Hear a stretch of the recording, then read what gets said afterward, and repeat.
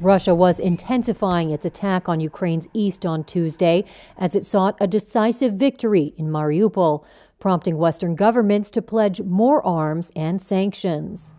Thousands of Russian troops backed by artillery and rocket barrages were advancing in what Ukrainian officials called the Battle of the Donbas. Russia bombarded the Azovstal steel plant, the main remaining stronghold in Mariupol, with bunker-buster bombs, a Ukrainian presidential advisor said late on Tuesday, after an ultimatum by Russia for Ukrainian troops to lay down their weapons had lapsed. Ukrainian President Volodymyr Zelensky condemned Moscow for blocking any attempts to organize humanitarian corridors and save people.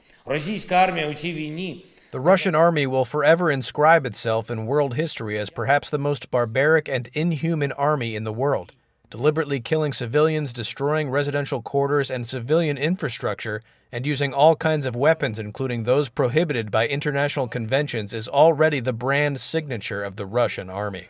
The United States, Canada, Britain, France, and Germany on Tuesday pledged more support to Ukraine, including sending heavy artillery and ammunition. Pentagon spokesman John Kirby. I would just say, without getting into what other nations are providing, that they have received additional platforms and parts to be able to increase their fleet size, their aircraft fleet size. I think I'd leave it at that. In Mariupol, a humanitarian catastrophe has unfolded. Tens of thousands of residents have been trapped with no access to food or water, and bodies litter the streets. Ukraine believes more than 20,000 civilians have died there. Russia has denied targeting civilians in its invasion of Ukraine and says without evidence that signs of atrocities were staged.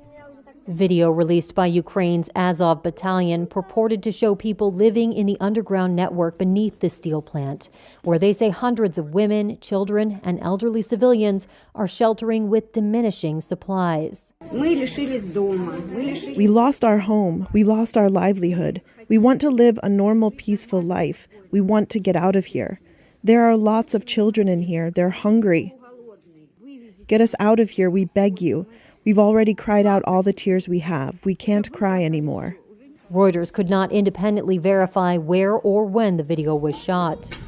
Shells and rockets also hit Kharkiv, Ukraine's second largest city, officials said, wrecking apartment blocks and other buildings. Officials said 4 people were killed and 14 wounded. Reuters journalists saw the bodies of 3 people, apparently killed by shrapnel, lying on the pavement.